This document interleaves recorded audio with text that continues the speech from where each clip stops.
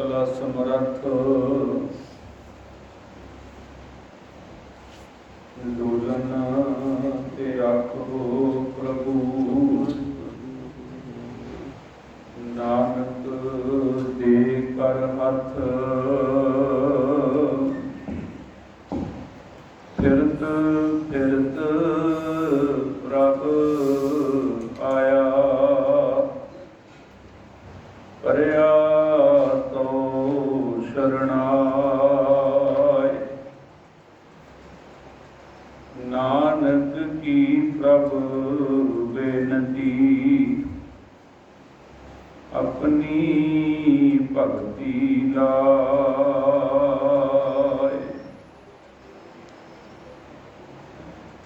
वाहिगुरु साहिब जीओ बृहस्पत बिखिया दे बहाए तीन देव एक संग लाए तीन नदी तह त्रिकुटी माहे अहनिस कसमल धोव है नाहे तीन नदी तह त्रिकुटी माहे अहनिस कसमल धोव है नाहे। वाहिगुरु जी का खालसा वाहिगुरु जी की फतेह। जुगो जुग अटल चबर छतर तखत दे मालक जुगो जुग अटल सतगुरु गुरु ग्रंथ साहिब महाराज जी की पावन पवित्र हजूरी के अंदर बड़ी श्रद्धा भावना बड़े प्रेम सहित आप जी अमृत वेले तो सजे हुए दीवान की हाजरी भर रहे हो, गुरबाणी का कीर्तन सरवण किया है। आओ चल रही लड़ीवार विचार राग गौड़ी वार कबीर जीओ के सत वारां की कथा जिस विच हुण तक आप जी ने बुधवार दिन तक की कथा विचार सरवण की है। बुधवार तो अगला दिन जिसका नाम वीरवार है, कबीर साहब जी ने वीरवार का एक जो दूसरा नाम भी प्रचलित है बृहस्पत, इस दे राही संदेश बख्शिश किया बृहस्पत बिखिया दे बहाए। बब्बे तो ही दिन का नाम है बृहस्पत ते जो संदेश दिता है वह भी बब्बे तो ही बिखिया दे बहाए। बिखिया की है? सीधे अर्थ में बिखिया का अर्थ है जहर। जहर की करती है? मनुख के अंदर चली जाए, मनुख मर जाता है, खत्म हो जाता है। इस तरह जिहड़ी माया है, माया भी जदों अपना जिहड़ा कोझा रूप भयानक रूप धारण करके मनुख नूं अपने वस विच कर लैंदी है ते मनुख भी माया रूपी जहर के द्वारा खत्म हो जाता है। ਮਾਇਆ ਨੂੰ ਵਿਖ ਵੀ ਕਿਹਾ ਹੈ। ਮਾਇਆ ਨੂੰ ਹੋਰ ਵੀ ਕਈ ਨਾਵਾਂ ਦੇ ਨਾਲ ਬਾਣੀ ਵਿੱਚ ਰੂਪਮਾਨ ਕੀਤਾ ਹੈ। ਮਾਇਆ ਨੂੰ ਡਾਇਣ ਵੀ ਆਖਿਆ। ਡਾਇਣ ਬਾਣੀ ਵਿੱਚ ਇੱਕ ਵਚਨ ਆਉਂਦਾ ਹੈ, ਨਾਰਾਇਣ ਦੰਤ ਭਾਨੇ ਡਾਇਣ,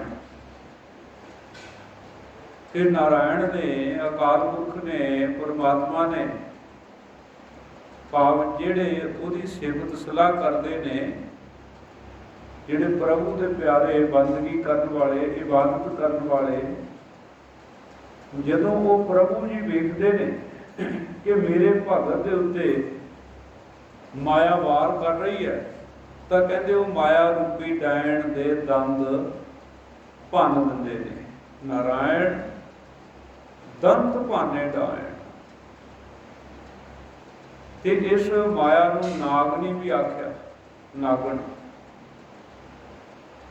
ਕਿਉਂਕਿ ਜਿਹੜੀ ਨਾਗਣ ਹੈ ਉਹਦੇ ਵਿੱਚ ਇੱਕ ਬੜਾ ਵੱਡਾ ਔਗਣ ਹੈ, ਬੜਾ ਵੱਡਾ ਔਗਣ ਹੈ ਕਿ ਜਾਏ ਆਪਣੇ ਖਾਏ, ਕਿ ਜਿਹੜੇ ਉਹਦੇ ਬੱਚੇ ਨੇ ਨਾਗਣ ਦੇ, ਉਹ ਆਪ ਹੀ ਖਾ ਜਾਂਦੀ ਹੈ ਜਨਮ ਦੇ ਕੇ ਉਹਨਾਂ ਨੂੰ। ਜਿਹੜੇ ਸੱਪ ਤੁਰੇ ਫਿਰਦੇ ਨੇ ਇਹ ਉਹੀ ਨੇ ਜਿਹੜੇ ਉਹਦੀ ਅੱਖ ਤੋਂ ਬਚ ਗਏ, ਜਿਹੜੇ ਇੱਧਰ ਉੱਧਰ ਹੋ ਗਏ ਉਹਦੇ ਕੋਲ ਬਚ ਗਏ। ਇਸ ਕਰਕੇ ਮਾਇਆ ਨੂੰ ਨਾਗਣ ਵੀ ਕਹਿ ਦਿੱਤਾ ਹੈ ਕਿ ਜਿਹੜਾ ਵਿਅਕਤੀ ਬੜਾ ਜਫਰ ਜਾਲ ਕੇ ਜਿਵੇਂ ਕਿਵੇਂ ਕਰਕੇ ਤਾਣਾ ਬਾਣਾ ਬੁਣ ਕੇ ਇਸ ਮਾਇਆ ਨੂੰ ਇਕੱਠੀ ਕਰਦਾ, ਬੜੇ ਦੁੱਖ ਸਹਿੰਦਾ, ਇਹ ਨਾਗਣ ਦੀ ਤਰ੍ਹਾਂ ਇਹ ਉਸੇ ਨੂੰ ਖਾ ਜਾਂਦੀ ਹੈ। ਤੇ ਇਹ ਜਿਹੜਾ ਸਤਿਗੁਰੂ ਮਹਾਰਾਜ ਜੀ ਨੇ, ਗੁਰੂ ਗ੍ਰੰਥ ਸਾਹਿਬ ਮਹਾਰਾਜ ਜੀ ਦਾ ਬੜਾ ਵੱਡਾ ਖਜ਼ਾਨਾ, ਇਹਦੇ ਵਿੱਚ ਮਨੁੱਖ ਨੂੰ ਇਸ ਮਾਇਆ ਤੋਂ ਸੁਚੇਤ ਕੀਤਾ ਵੀ ਇਹ ਕਿਵੇਂ ਕਿਵੇਂ ਕਾਬੂ ਕਰਦੀ ਹੈ, ਕਿਵੇਂ ਇਹ ਮਨੁੱਖ ਨੂੰ ਆਪਣੀ ਗ੍ਰਿਫਤ ਵਿੱਚ ਲੈਂਦੀ ਹੈ, ਤੇ ਫਿਰ ਇਹਦਾ ਨਤੀਜਾ ਕੀ ਹੈ, ਉਹ ਸੱਚ ਸਾਡੇ ਸਾਹਮਣੇ ਦੱਸ ਦਿੱਤਾ। ਮੰਨ ਲਓ ਅਸੀਂ ਇੱਕ ਰਾਹ ਦੇ ਉੱਤੇ ਤੁਰੇ ਜਾਂਦੇ, ਸਾਨੂੰ ਉਸ ਰਾਹ ਦੇ ਬਾਰੇ ਪਤਾ ਨਹੀਂ ਹੈ, ਤੇ ਇੱਕ ਵਿਅਕਤੀ ਦੂਰ ਤੱਕ ਜਾ ਕੇ ਉਧਰੋਂ ਵਾਪਸ ਮੁੜਿਆ ਆਉਂਦਾ, ਉਹ ਸਾਨੂੰ ਦੱਸਦਾ ਹੈ ਕਿ ਇੱਧਰ ਨੂੰ ਨਾ ਜਾਓ, ਇਸ ਰਾਹ ਤਾਂ ਬਹੁਤ ਦੂਰ ਜਾ ਕੇ ਬੰਦ ਹੋ ਜਾਂਦਾ, ਕਿਸੇ ਪਾਸੇ ਜਾਂਦਾ ਕੋਈ ਨਹੀਂ। ਤੇ ਉਹਦੇ ਦੱਸਣ ਦੇ ਕਰਕੇ ਸਾਡਾ ਫਾਇਦਾ ਹੋ ਜਾਂਦਾ, ਕਿਉਂਕਿ ਕਿੱਥੇ ਸਾਨੂੰ ਏਡੀ ਦੂਰ ਜਾ ਕੇ ਅਗਾਂਹ ਜਾ ਕੇ ਪਤਾ ਲੱਗਣਾ ਸੀ ਵੀ ਇਹ ਰਸਤਾ ਤੇ ਬੰਦ ਆ, ਉੱਥੋਂ ਮੁੜਨਾ ਪੈਣਾ ਸੀ। ਹੁਣ ਜਿਸ ਨੇ ਸਾਨੂੰ ਉਧਰੋਂ ਜੋ ਜਾ ਕੇ ਆਇਆ ਦੂਰ ਤੋਂ, ਉਹਨੇ ਸਾਨੂੰ ਦੱਸ ਦਿੱਤਾ, ਤੇ ਅਸੀਂ ਉਹਦੇ ਕੋਲੋਂ ਗੱਲ ਸੁਣ ਕੇ ਉਹਦੇ ਤੇ ਅਮਲ ਕਰਕੇ ਤੇ ਆਪਣਾ ਜਿਹੜਾ ਸਹੀ ਰਾਹ ਅਸੀਂ ਚੁਣ ਸਕਦੇ ਹਾਂ। ਸਾਡੀ ਬਹੁਤ ਸਾਰੀ ਜਿਹੜੀ એનર્ਜੀ ਹੈ ਉਹ ਬਰਬਾਦ ਹੋਣ ਤੋਂ ਬਚ ਸਕਦੀ ਹੈ। ਇਸ ਕਰਕੇ ਜਿਹੜੇ ਮਾਇਆ ਵਾਲੇ ਪਾਸੇ ਤੁਰੇ ਨੇ ਤੇ ਜਿਨ੍ਹਾਂ ਦੇ ਅੰਦਰ ਇੱਕ ਹੋੜ ਲੱਗੀ ਹੋਈ ਹੈ ਵੀ ਜੇ ਅਸੀਂ ਇਹਨੂੰ ਇਕੱਠਾ ਕਰ ਲਿਆ ਤੇ ਪਤਾ ਨਹੀਂ ਅਸੀਂ ਕੀ ਬਣ ਜਾਵਾਂਗੇ, ਤੇ ਸਤਿਗੁਰੂ ਮਹਾਰਾਜ ਜੀ ਦੀ ਬਾਣੀ ਨੇ ਉਹਨਾਂ ਦੇ ਹਾਲ ਸਾਡੇ ਸਾਹਮਣੇ ਰੱਖੇ, ਜਿਨ੍ਹਾਂ ਨੇ ਬੇਸ਼ੁਮਾਰ ਧਨ ਦੌਲਤ ਇਕੱਤਰ ਕੀਤੀ ਸੀ। ਲੰਕਾ ਗੜ ਸੋਨੇ ਕਾ ਭਇਆ, ਮੂਰਖ ਰਾਵਣ ਕਿਆ ਲੈ ਗਿਆ। ਇਸ ਕਰਕੇ ਸਤਿਗੁਰੂ ਮਹਾਰਾਜ ਜੀ ਨੇ ਸਾਨੂੰ ਉਪਦੇਸ਼ ਬਖਸ਼ਿਸ਼ ਕੀਤਾ ਕਿ ਭਾਈ ਇਹ ਜਿਹੜੀ ਮਾਇਆ ਹੈ ਇਹ ਤੇ ਭਗਤਾਂ ਦੀ ਦਾਸੀ ਹੈ, ਇਹਦੇ ਤੋਂ ਕਾਰਜ ਲੈਣਾ। ਇੱਕ ਥਾਂ ਤੇ ਮਾਇਆ ਨੂੰ ਬਾਣੀ ਵਿੱਚ ਕਿਰਪਣ ਕੀ ਪੂਤੀ ਵੀ ਕਿਹਾ। ਕਿਰਪਣ ਕੀ ਪੂਤੀ, ਕਿਰਪਣ ਕਹਿੰਦੇ ਨੇ ਕੰਜੂਸ ਨੂੰ, ਪੂਤੀ ਬਣੇ ਪੁੱਤਰੀ ਧੀ। ਕਹਿੰਦੇ ਜਿੱਦਾਂ ਆਪਾਂ ਧੀ ਤੋਂ ਕੋਈ ਕੰਮ ਨਹੀਂ ਨਾ ਲੈਂਦੇ ਵੀ ਚਲੋ ਇਹਨੇ ਇਹ ਧੀ ਤਿਆੜੀ ਹੈ, ਇਹਦੇ ਤੋਂ ਕੀ ਕੰਮ ਲੈਣਾ, ਇਹਨੇ ਅੱਗੇ ਜਾ ਕੇ ਬੜੇ ਜਫਰ ਜਾਲਣੇ ਨੇ। ਕਹਿੰਦੇ ਕੰਜੂਸ ਵਿਅਕਤੀ ਵੀ ਉਹ ਵੀ ਮਾਇਆ ਤੋਂ ਸੁੱਖ ਨਹੀਂ ਲੈ ਸਕਦਾ, ਪਰ ਜਿਹੜੇ ਭਗਤ ਜਨ ਨੇ ਮਾਇਆ ਦਾਸੀ ਭਗਤਾਂ ਦੀ ਕਾਰ ਕਮਾਵਾ ਹੈ। ਸੋ ਇਸ ਕਰਕੇ ਮਾਇਆ ਦੇ ਬਹੁਤ ਸਾਰੇ ਰੰਗ ਗੁਰਬਾਣੀ ਵਿੱਚ ਸਾਡੇ ਸਾਹਮਣੇ ਚਿਤਰੇ ਨੇ। ਮਾਇਆ ਨੂੰ ਬੁਰੀ ਨਹੀਂ ਕਿਹਾ। ਇੱਕ ਬਚਨ ਆਉਂਦਾ ਹੈ ਇੱਕ ਥਾਂ ਤੇ ਤਾਂ ਬਾਣੀ ਵਿੱਚ ਮਾਇਆ ਨੂੰ ਘਰ ਦੀ ਸ਼ੋਭਾ ਵੀ ਕਿਹਾ ਹੈ। ਘਰ ਦੀ ਸ਼ੋਭਾ कहते गृह शोभा जा कह रहे ना है आवत पई आ कूदे जा। कह लगे सिख दे कोले ते बहुत सारा धन होवे, ਇਹਦੇ ਕੋਲੇ घर ਦੀ शोभा होवे, क्योंकि ਇਹਦੇ घर ਤੇ कोई लोड़वंद आस ला के आवे ਉਹਦੀ मदद कर सके। जे आप ही भुख ਦੇ ਨਾਲ घुल ਰਿਹਾ है वो आए हुए ਦੀ की सेवा करेगा बेचारे। पर इस ਦੀ ਜਿਹੜੀ ਵਰਤੋਂ ਹੈ सिर्फ मनोरथ वाया ना होवे। इस करके सतगुरु महाराज जी ने जो महाराज गुरु तेग बहादुर जी आनंदपुर नगर वसा रहे सी ना, उसे घर बना रहे सी, ते एक फकीर ने मखौल किया, कहने लगा भी ये तो गुरु नानक की गद्दी है, ये फकीरां की गद्दी है, गुरु पीर ने ते आ तो माया का पसारा एडे एडे महल बना रहे हैं, घर बना रहे हैं, ये की कर रहे गुरु तेग बहादुर साहब जी ने उस उद्यम से उन्हें किंतु किया। तो महाराज गुरु तेग बहादुर जी ने उत्थे फिर एक कथा सुनाई सी कि एक शेर जिहड़ा है वो स्वर्ग दे विच बैठा है। एक साधु ने पूछया उस शेर नूं भी तू भाई इत्थे किवें? वो कहंदा भी एक दिन बहुत जोर दी मींह पै रहा सी ते मैं अपने घुरने वाल आ रहा ते मैं देखिया दो साधु मेरे घुरने च बड़े बैठे ने। तो मैं सोचा भी जे मैं गांह गया तो साधुओं ने डर के भज जाना, मींह भिजण गए बेचारे। तो कहता भी मैं ना बाहर ही खड़ा रहा, दूर खड़ा रहा। जो दूर खड़ा रहा तो कहते मींह इन्ना तेज, ठंड इन्नी, ठक्का वगया तो मेरी मौत हो गई। तो मैं सीधा ही सचखंड में आ गया। कहते मैनू परमात्मा ने दसिया भी ये जिहड़ा तू उत्थे परोपकार कीता ना, भी दो साधुओं नूं अपने घुरने च रहण दे लई तू जगह दे दित्ती, कहते ओहदे बदौलत मैं इत्थे पहुंच गया। ते महाराज कहते जिहड़े असीं मकान बना रहे हैं ना, ये जिहड़ियां इमारतां बना रहे हैं, ये संगत की सेवा वास्ते ने, ये सतसंगियां वास्ते ने, ये माया के पसारे, ये मल्ला मारन वास्ते नहीं है। गुरु हरगोबिंद साहब जी ते भी किंतु कीता सी ना किसी ने। ते महाराज जी ने फिर उत्थे कहा सी औरत ईमान, दौलत गुजरान, गुजारे वास्ते। सो इस करके गुरु ग्रंथ साहब सच्चे पातशाह महाराज जी की बाणी ने तां ये भी उपदेश किया ना। देखो असीं वचन पढ़ते हैं, उद्यम करेंदियां जियो तू कमावंदियां सुख पुंच, ध्यानेंदियां तू प्रभु मिल नानक उतरी चिंत। कहते उद्यम कर, किरत कर, कमाई कर, माया का सुख प्राप्त कर, पर नाल एक अगला उपदेश देता ना भी ध्यानेंदियां तू प्रभु मिल। भी ध्याना भी है, जिन्हें माया दी है तान धन जे तोको दी, जिन्हें तेनों ये दिता है उन्होंने भी याद रख, इनू जहर ना बन देवी। ते कबीर साहब जी अज दे इस उपदेश राही वीरवार दिन दे राही बृहस्पत नाम रख के दिन का ते उपदेश दिंदे ने। बृहस्पत विखिया दे बहाए, कह लगे जिहड़ा दूजा पासा है ना प्रभु तो लिव तोड़ के सिर्फ धन दे विच सुरत जुड़ गई, ते कहते फिर यह विखिया बन गई। इहनूं कहते तू रोड़ दे, काहदे विच रोड़ दे?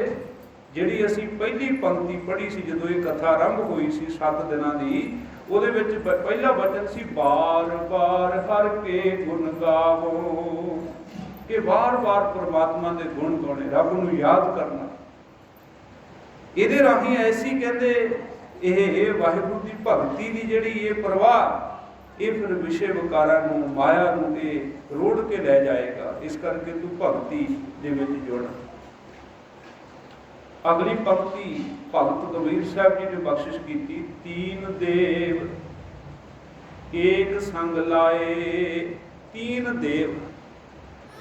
आप जी गुरबाणी पढ़न सुनने वाले विद्वान, गुरबाणी को प्रेम करने वाले बैठे हो, बाणी विच माया के 3 गुणों का बहुत बार जिक्र आता है, रजोगुण, तमोगुण ते सतोगुण। यह 3 गुण माया के जिहड़े गिणे ने, भाव सानू अपने आले दुआले जो असी गहराई दे नाल विचार करांगे ते जिहड़े असी मनुख सानू मिलदे ने, असी वेखदे आ, ਉਹਦੇ ਵਿੱਚੋਂ ਕੁਝ ਵਿਅਕਤੀ ਰਜੋਗੁਣ ਅਵਸਥਾ ਵਿੱਚ ਹੁੰਦੇ ਨੇ, ਉਹਨਾਂ ਦਾ ਸੁਭਾਅ, ਉਹਨਾਂ ਦਾ ਧਰਮ ਕਰਮ ਜਿਹੜਾ ਹੈ ਨਾ ਰਜੋਗੁਣ ਵਾਲਾ। ਰਜੋਗੁਣ ਦੇ ਵਿੱਚ ਕੀ ਹੈ, ਉਹਦੇ ਵਿੱਚ ਹਉਮੈ ਪ੍ਰਬਲ ਹੁੰਦੀ ਹੈ, ਹੰਕਾਰ ਪ੍ਰਬਲ ਹੁੰਦਾ ਰਜੋਗੁਣ ਦੇ ਵਿੱਚ। ਉਹ ਕੀ ਕਰਦਾ ਹੈ, ਉਹ ਵੀ ਰਾਜ ਕਰਨਾ ਚਾਹੁੰਦਾ ਹੈ, ਵੀ ਮੇਰਾ ਹੁਕਮ ਚੱਲੇ, ਮੇਰੀ ਚੱਲੇ, ਜੋ ਮੈਂ ਕਵਾਂ ਉਦੋਂ ਹੀ ਹੋਵੇ। ਉਹ ਹੋਰ ਕਿਸੇ ਦੀ ਸੁਣ ਕੇ ਰਾਜੀ ਨਹੀਂ ਹੁੰਦਾ, ਰਜੋਗੁਣ ਉਹਦੇ 'ਚ ਪ੍ਰਧਾਨ ਹੁੰਦਾ ਹੈ। ਧਰਮ ਕਰਮ ਵੱਲ ਉਹਦਾ ਕੋਈ ਧਿਆਨ ਨਹੀਂ ਹੁੰਦਾ। ਉਹ ਕਹਿੰਦਾ ਵੀ ਇਹ ਜੱਗ ਮਿੱਠਾ, ਅਗਲਾ ਕਿਹਨੇ ਡਿੱਠਾ, ਵੀ ਅਗਲਾ ਕਿਹਨੇ ਵੇਖਿਆ, ਵੀ ਹੁਣ ਮੌਜਾਂ ਮਾਰ ਲਓ। ਤੇ ਇੱਕ ਵਿਅਕਤੀ ਉਹ ਹੁੰਦੇ ਨੇ ਜਿਹੜੇ ਤਮੋ ਗੁਣ ਦੇ ਵਿੱਚ ਪ੍ਰਵਿਰਤ ਹੁੰਦੇ ਨੇ। ਤਮ ਦਾ ਅਰਥ ਹੁੰਦਾ ਹਨੇਰਾ।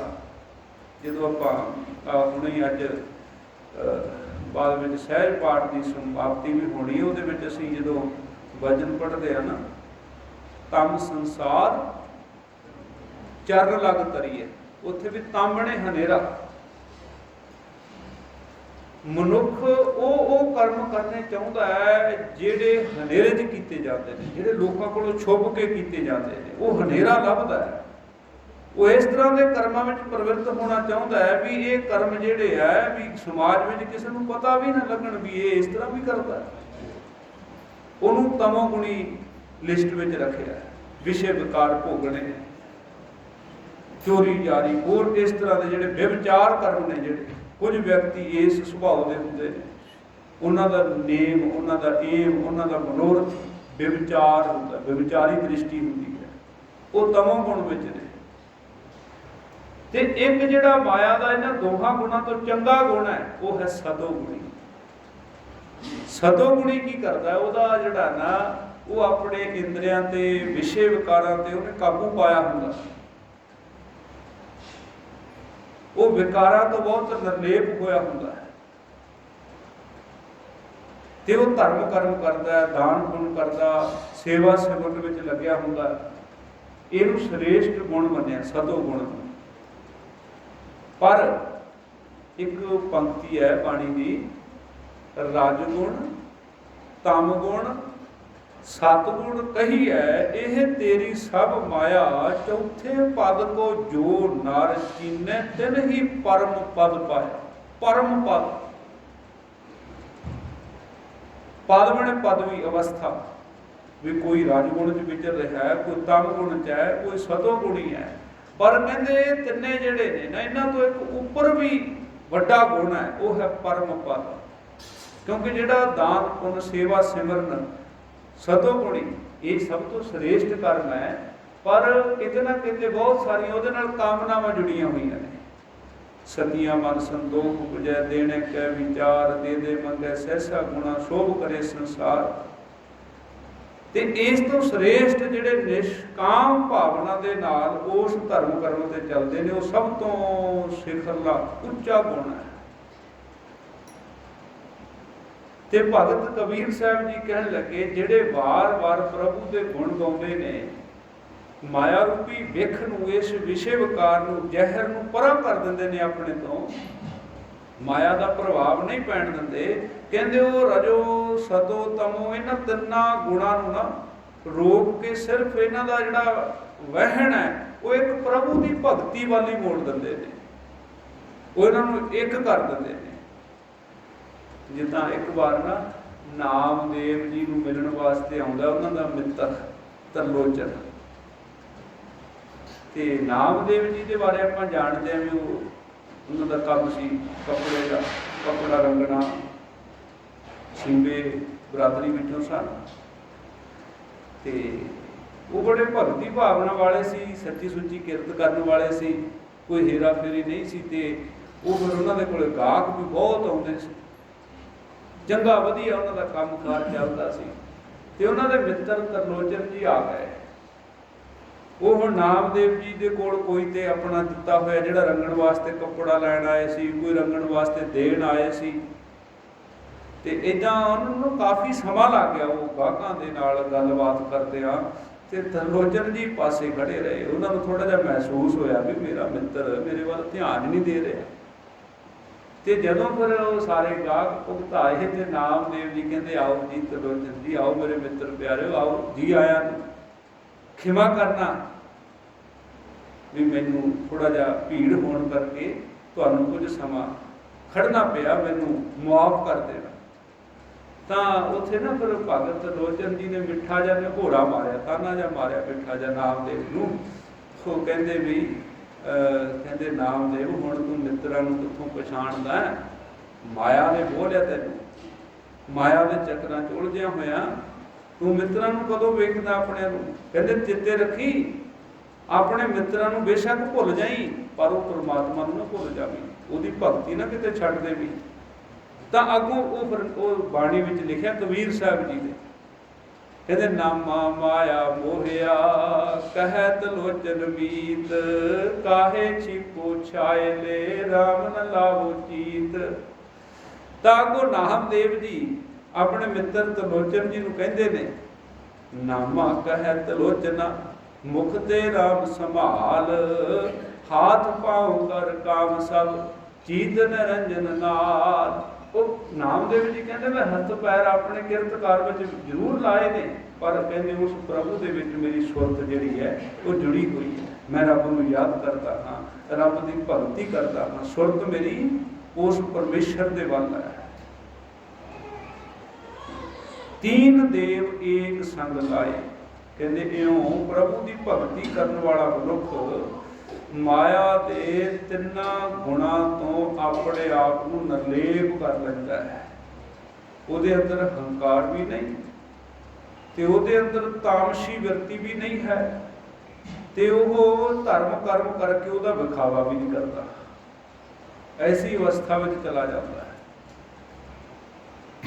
ਅਗਲੀ ਪੰਕਤੀ 'ਚ ਭਗਤ ਕਬੀਰ ਸਾਹਿਬ ਜੀ ਵਚਨ ਕਰਦੇ ਨੇ, ਤੀਨ ਨਦੀ ਤਹਿ ਤ੍ਰਿਪਤੀ ਮਾਹੇ। ਕਹਿੰਦੇ ਪ੍ਰਭੂ ਦੀ ਭਗਤੀ ਤੋਂ ਵਿਹੂਣਾ ਵਿਅਕਤੀ ਜਿਹੜਾ ਨਾ, ਉਹ ਫਿਰ ਮਾਇਆ ਦੇ ਤਿੰਨਾਂ ਗੁਣਾਂ ਦੀ ਜਿਹੜੀ ਵਗਦੀ ਹੋਈ ਨਦੀ ਹੈ, ਇਹਦੇ ਵਿੱਚ ਗੋਤੇ ਖਾਂਦੇ ਰਹਿੰਦੇ ਨੇ ਵਿਚਾਰੇ। ਨਾਮ ਤੋਂ ਵਿਹੂਣੇ ਜਿਹੜੇ ਨੇ, ਸਤ ਸੰਗਤ ਤੋਂ ਵਿਹੂਣੇ ਜਿਹੜੇ ਨੇ, ਉਹਨਾਂ ਨੂੰ ਇਹ ਮਾਇਆ ਦਾ ਪ੍ਰਵਾਹ ਜਿਹੜਾ ਨਾ, ਕਿਉਂਕਿ ਮਾਇਆ ਕੋਈ ਇੱਕ ਰੂਪ 'ਚ ਨਹੀਂ ਆਉਂਦੀ, ਕਈ ਰੂਪਾਂ 'ਚ ਆਉਂਦੀ ਹੈ। ਕਬੀਰ ਸਾਹਿਬ ਜੀ ਦਾ ਇੱਕ ਅਸੀਂ ਵਚਨ ਪੜ੍ਹਦੇ ਨਾ, ਕਬੀਰ ਆਈ ਮੁਝੇ ਪੈ ਅਨਕ ਕਰੇ ਕਰ ਭੇਸ। ਕਹਿੰਦੇ ਕਈ ਭੇਸ਼ ਬਣਾ ਕੇ ਆਈ। ਜਦੋਂ ਇੱਕ ਵਾਰ ਮਾਇਆ ਦਾ ਨਹੀਂ ਚੱਲਦਾ, ਉਹ ਆਪਣਾ ਫਿਰ ਦੂਜਾ ਰੂਪ ਬਦਲ ਕੇ ਆਉਂਦੀ। ਜਿੱਦਾਂ ਲక్ష్మణ ਜੀ, ਉਹਨਾਂ ਦੇ ਬਾਰੇ ਆਉਂਦਾ ਵੀ ਉਹ ਬੜੇ ਵੱਡੇ ਜਤੀ ਸਨ, ਬੜੇ ਜਤ ਸਤ ਵਿੱਚ ਉਹ ਪ੍ਰਵਾਨ ਸਨ। ਤੇ ਜਦੋਂ ਸਰੂਪ ਨਖਾ ਆਉਂਦੀ ਹੈ ਰਾਵਣ ਦੀ ਭੈਣ, ਤੇ ਉਹਦੇ ਤੇ ਆਪਣੀ ਸੁੰਦਰਤਾ ਦਾ, ਆਪਣੀ ਮਾਇਆ ਦਾ ਜਾਲ ਪਾਉਣਾ ਚਾਹੁੰਦੀ ਹੈ, ਭਰਮਾਉਣਾ ਚਾਹੁੰਦੀ ਹੈ, ਤਾਂ ਉਹ ਜਿਹੜੇ ਲక్ష్మణ ਜੀ ਹੈ, ਉਹਦੇ ਤੇ ਜਦੋਂ ਏਦਾਂ ਉਹ ਕਾਮ ਦਾ ਪ੍ਰਭਾਵ ਪਾਉਣਾ ਚਾਹੁੰਦੀ ਹੈ, ਤੇ ਉਹ ਬੜੇ ਜਤੀ ਸਤੀ ਸੀ। ਮਾਇਆ ਦਾ ਇਹ ਗੁਣ ਉਹਨਾਂ ਨੂੰ ਡਲਾ ਨਾ ਸਕਿਆ, ਤੇ ਉਹਨਾਂ ਦੇ ਉੱਤੇ ਫਿਰ ਮਾਇਆ ਨੇ ਦੂਜਾ ਆਪਣਾ ਹਥਿਆਰ ਚਲਾਇਆ, ਕ੍ਰੋਧ ਵਾਲਾ। ਫਿਰ ਉਸ ਕ੍ਰੋਧ ਵਿੱਚ ਆ ਕੇ ਲక్ష్మణ ਜੀ ਸਰੂਪ ਨਖਾ ਦਾ ਨੱਕ ਕੱਟ ਦਿੰਦੇ। ਭਾਵ ਏਦਾਂ ਮਾਇਆ ਜਿਹੜੀ ਹੈ ਕਈ ਰੂਪ ਬਦਲ ਲੈਂਦੀ ਹੈ, ਇੱਕ ਵਾਰ ਨਹੀਂ ਚੱਲਦਾ ਤੇ ਉਹ ਦੂਜਾ ਰੂਪ ਅਖਤਿਆਰ ਕਰ ਲੈਂਦੀ ਹੈ। ਪਰ ਜਿਹੜੇ ਪ੍ਰਭੂ ਦੇ ਸੇਵਕ ਹੁੰਦੇ ਨੇ, ਉਹ ਸੁਚੇਤ ਹੁੰਦੇ ਨੇ, ਸਾਵਧਾਨ ਹੁੰਦੇ ਨੇ, ਉਹ ਮਾਇਆ ਦਾ ਹੱਲਾ ਕਿਸੇ ਰੂਪ ਦੇ ਵਿੱਚ ਵੀ ਆਪਣੇ ਤੇ ਨਹੀਂ ਹੋਣ ਦਿੰਦੇ। ਕਬੀਰ ਸਾਹਿਬ ਜੀ ਦਾ ਵਚਨ ਆਉਂਦਾ ਹੈ, ਨਾਕੋ ਕਾਟੀ ਕਾਨੋ ਕਾਟੀ ਕਾਟ ਫੂਟ ਕੇ ਡਾਰੀ, ਕਹੋ ਕਬੀਰ ਸੰਤਨ ਕੀ ਵੈਰਨ ਤੀਨ ਲੋਕ ਕੀ ਪਿਆਰੀ। ਤੇ ਕਬੀਰ ਸਾਹਿਬ ਜੀ ਵਚਨ ਕਰਦੇ ਨੇ, ਤੀਨ ਨਦੀ ਤਹਿ ਤ੍ਰਿਪਤੀ ਮਾਹੇ, ਅਹਨਿਸ ਕਸਮਲ ਧੋਵੈ ਨਾਹੇ। ਆਖਰੀ ਪੰਕਤੀ, ਅਹਨਿਸ ਦਾ ਅਰਥ ਹੈ ਦਿਨ ਤੇ ਰਾਤ। ਅਹਮਿਨ ਦਿਨ, ਨਿਸਮਿਨ ਰਾਤ। ਅਹਨਿਸ ਕਸਮਲ, ਕਸਮਲ ਹੁੰਦਾ ਮੈਲੇ ਕਰਨ, ਭੈੜੇ ਕਰਨ, ਵਿਸ਼ੇ ਵਿਕਾਰਾਂ ਦੀ ਮੈਲ। ਕਹਿਣ ਲੱਗੇ ਜਿਹੜੇ ਫਿਰ ਪ੍ਰਭੂ ਦੀ ਟੇਕ ਤੋਂ ਖੁੰਝ ਜਾਂਦੇ ਨੇ, ਨਾਮ ਦੀ ਜਿਨ੍ਹਾਂ ਕੋਲੇ ਓਟ ਨਹੀਂ ਹੁੰਦੀ, ਉਹਨਾਂ ਦੇ ਜਿਹੜੇ ਕਰਮ ਨੇ ਉਹ ਬੜੇ ਮੈਲੇ ਹੋ ਜਾਂਦੇ ਨੇ। ਉਹ ਮੈਲੀ ਵਿਚਾਰਧਾਰਾ ਵਾਲੇ ਬਣ ਜਾਂਦੇ ਨੇ, ਮੈਲੇ ਉਹਨਾਂ ਦੇ ਅੰਦਰ ਸੰਕਲਪ ਫੁਰਨੇ, ਬਹੁਤ ਜੀਵਨ ਉਹਨਾਂ ਦਾ ਨੀਵੇਂ ਪੱਧਰ ਤੇ ਚਲਾ ਜਾਂਦਾ ਹੈ। ਧੋਵੈ ਨਾਹੀਂ, ਉਹ ਇਹਨਾਂ ਔਗਣਾਂ ਨੂੰ ਧੋ ਹੀ ਨਹੀਂ ਪਾਉਂਦੇ। ਇੱਕ ਤੋਂ ਬਾਅਦ ਜਿਵੇਂ ਦਲਦਲ ਹੁੰਦੀ ਹੈ ਨਾ, ਦਲਦਲ ਵਿੱਚੋਂ ਜਿੰਨਾ ਕੋਈ ਵਿਅਕਤੀ ਆਪਣਾ ਪੈਰ ਬਾਹਰ ਖਿੱਚਣ ਦਾ ਯਤਨ ਕਰਦਾ ਹੈ, ਉਹ ਹੋਰ ਧੱਸਦਾ ਜਾਂਦਾ ਹੈ, ਹੋਰ ਗਹਿਰਾਈ ਵਿੱਚ ਚਲਾ ਜਾਂਦਾ ਹੈ। ਇਸ ਤਰ੍ਹਾਂ ਕਹਿਣ ਲੱਗੇ ਜਿਹੜੇ ਪ੍ਰਭੂ ਦੀ ਟੇਕ ਨਹੀਂ ਲੈਂਦੇ, ਜਿਹੜੇ ਵਾਰ-ਵਾਰ ਹਰ ਕੇ ਗੁਣ ਗਾਵੋਂ ਵਾਲਾ ਮਾਰਗ ਨਹੀਂ ਅਪਣਾਉਂਦੇ, ਉਹ ਫਿਰ ਮਾਇਆ ਦੇ ਹੱਥੋਂ ਖੁਆਰ ਹੁੰਦੇ ਨੇ, ਮੋਹੇ ਜਾਂਦੇ ਨੇ, ਠੱਗੇ ਜਾਂਦੇ ਨੇ ਮਾਇਆ ਦੇ ਹੱਥੋਂ। ਤੇ ਜਿਹੜੇ ਪ੍ਰਭੂ ਦੀ ਜੁਗਤ ਅਪਣਾ ਲੈਂਦੇ ਨੇ, ਉਹਨਾਂ ਨੂੰ ਸੰਸਾਰ ਦੇ ਵਿੱਚ ਵਿਚਰਨ ਦੀ, ਰਹਿਣ ਦੀ ਜੁਗਤ ਪ੍ਰਾਪਤ ਹੋ ਜਾਂਦੀ ਹੈ। ਉਹਨਾਂ ਕੋਲ ਸੋਹਣੀ ਜੁਗਤ ਹੁੰਦੀ ਹੈ। ਗੁਰੂ ਅਮਰਦਾਸ ਮਹਾਰਾਜ ਜੀ ਨੂੰ ਜਦੋਂ ਦੁਰਗਾ ਦਾਸ ਬ੍ਰਾਹਮਣ ਕਹਿੰਦਾ ਵੀ ਮਹਾਰਾਜ ਮੈਨੂੰ ਪਹਿਚਾਣਿਆ, ਤੁਸੀਂ ਮੇਰੇ ਨਾਲ ਇੱਕ ਵਾਰ ਵਾਅਦਾ ਕੀਤਾ ਸੀ ਕਿ ਜੋ ਮੈਂ ਮੰਗਾਂਗਾ ਤੁਸੀਂ ਦਿਓਗੇ। ਗੁਰੂ ਅਮਰਦਾਸ ਮਹਾਰਾਜ ਜੀ ਕਹਿੰਦੇ ਤੂੰ ਮੇਹੜੇ ਪਿੰਡ ਵਾਲਾ ਦੁਰਗਾ ਦਾਸ ਹੀ ਆ ਨਾ? ਤਾਂ ਉਹ ਦੁਰਗਾ ਦਾਸ ਆਖਣ ਲੱਗਾ ਜੀ ਹਾਂ ਮੈਂ ਉਹੀ ਹਾਂ। ਤੇ ਗੁਰੂ ਅਮਰਦਾਸ ਮਹਾਰਾਜ ਨੇ 2 ਮੁੱਠਾਂ ਉਹਦੇ ਵੱਲ ਕਰ ਲਈਆਂ, ਕਹਿਣ ਲੱਗੇ ਐਸ ਮੁੱਠੀ ਦੇ ਵਿੱਚ ਪਰਲੋਕ ਦਾ ਸੁੱਖ ਹੈ, ਇਹਦੇ 'ਚ ਨਾਮ ਧਨ ਹੈ। ਐਧਰਲੀ ਮੁੱਠੀ ਦੇ ਵਿੱਚ ਸੰਸਾਰ ਦੇ ਸੁੱਖ ਨੇ, ਧਨ ਪਦਾਰਥ ਦੇ ਸੁੱਖ ਨੇ। ਦੱਸ ਤੇਰੀ ਝੋਲੀ ਦੇ ਵਿੱਚ ਕਿਹੜੀ ਮੁੱਠੀ ਖੋਲੀਏ? ਤਾਂ ਦੁਰਗਾ ਦਾਸ ਵਿਚਾਰ ਕਰਨ ਲੱਗਾ ਵੀ ਕੀ ਮੈਂ ਮੰਗਾ ਗੁਰੂ ਦੇ ਕੋਲੋਂ।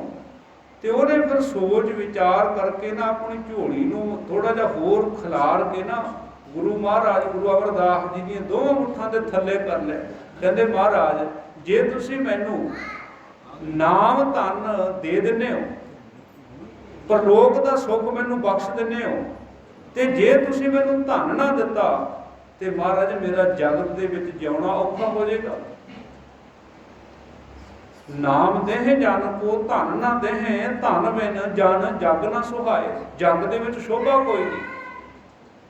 ਹੇ ਗੁਰੂ ਅਮਰਦਾਸ ਮਹਾਰਾਜ ਜੇ ਤੁਸੀਂ ਮੈਨੂੰ ਸੰਸਾਰ ਦੇ ਸੁੱਖ ਦੇ ਦਿੰਦੇ ਹੋ, ਧਨ ਪਦਾਰਥ ਦੇ ਦਿੰਦੇ ਹੋ, ਨਾਮ ਧਨ ਵਾਲੀ ਮੁੱਠੀ ਨਹੀਂ ਖੋਲਦੇ ਮੇਰੀ ਝੋਲੀ ਵਿੱਚ, ਤਾਂ ਮਹਾਰਾਜ ਫਿਰ ਮੈਨੂੰ ਦੇਖੋ ਧਨ ਦੇਹ ਜਨ ਕੋ ਨਾਮ ਨਾ ਦੇਹ, ਨਾਮ ਬਿਨ ਜਨ ਜਮਪੁਰ ਜਾਤ ਹੈ। ਫਿਰ ਮੈਨੂੰ ਜਮਾਂ ਦੇ ਵੱਸ ਪੈਣਾ ਪਏਗਾ।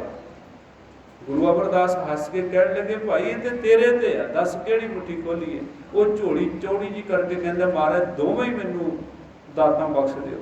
ਗੁਰੂ ਅਮਰਦਾਸ ਮਹਾਰਾਜ ਜੀ ਕਹਿੰਦੇ ਲਓ ਤੁਹਾਨੂੰ ਨਾਮ ਧਨ ਵੀ ਦਿੱਤਾ ਤੇ ਤੁਹਾਨੂੰ ਸੰਸਾਰ ਦੇ ਸੁੱਖ ਵੀ ਬਖਸ਼ਿਸ਼ ਕੀਤੇ, ਪਰ ਇੱਕ ਜੁਗਤ ਦੇ ਦਿੱਤੀ ਮਹਾਰਾਜ ਜੀ ਨੇ ਕਿ ਹਮੇਸ਼ਾ ਪ੍ਰਭੂ ਦੀ ਭਗਤੀ ਵਿੱਚ ਲੀਨ ਰਹਿਣਾ। ਇਸ ਪਾਵਨ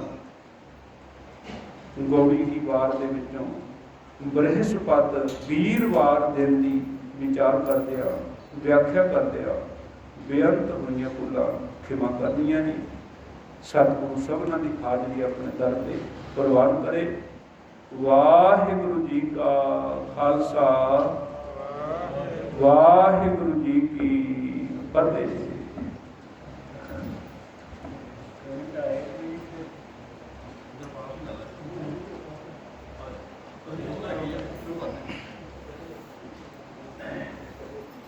ਗੁਰਦੁਆਰੇ ਸਾਧ ਸੰਗਤ ਜੀ, ਅੱਜ ਐਤਵਾਰ ਦਾ ਵਿਸ਼ੇਸ਼ ਦੀਵਾਨ ਜੋ ਸਜਿਆ ਹੈ, ਜਿੱਥੇ ਨਿਤਨੇਮ ਅਨੁਸਾਰ ਕੀਰਤਨ ਔਰ ਕਥਾ ਦਾ ਆਪਣੇ ਸਰਵਣ ਕੀਤਾ।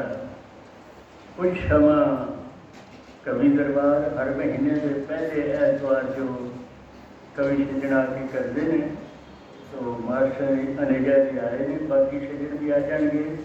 ਤੇ ਤਕਰੀਬਨ 8:45-9 ਵਜੇ ਤੱਕ ਕਵੀ ਦਰਬਾਰ ਦੀ ਕਾਰਵਾਈ ਕਰੇਗੀ। ਉਸ ਤੋਂ ਬਾਅਦ 9ਵੇਂ ਮਹੀਨੇ ਦੇ ਸ਼ਲੋਕ ਜੋ ਪਾਠਕਾਰ ਅਮਰੀਕ ਸਿੰਘ ਜੀ ਮੀਤ ਪ੍ਰਧਾਨ ਖਬਰ ਚੱਲ ਰਿਹਾ ਸੀ, ਉਹਦੀ ਸੰਪੂਰਨਤਾ ਹੋਏਗੀ। ਔਰ ਅਰਦਾਸ ਤੋਂ ਉਪਰੰਤ ਇਸੇ ਲੜੀ ਦਾ ਅਗਲਾ ਪਾਠ ਉਹ ਬਹੁਤ ਹੀ